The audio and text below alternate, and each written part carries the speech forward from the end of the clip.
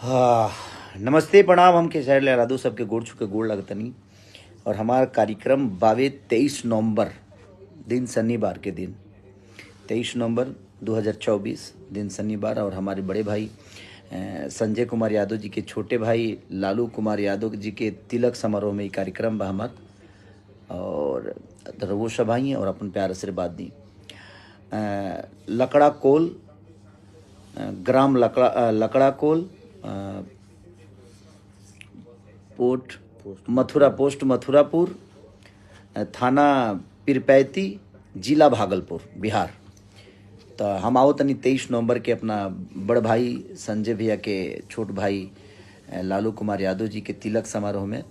नमस्ते प्रणाम, मैं प्रिया सोहानी। मैं आ रही हूँ 23 नवंबर 2024 को हमारे बड़े भाई संजय यादव जी को, छोटे भाई लालू कुमार यादव जी को तिलक समारोह में लकड़ा कोल पीरपैती, जिला भागलपुर, बिहार। तो आप सब ज्यादा से ज्यादा संख्या में आइए और ढेर सारा प्यार दीजिए और प्रोग्राम का आनंद उठाइए। Love you.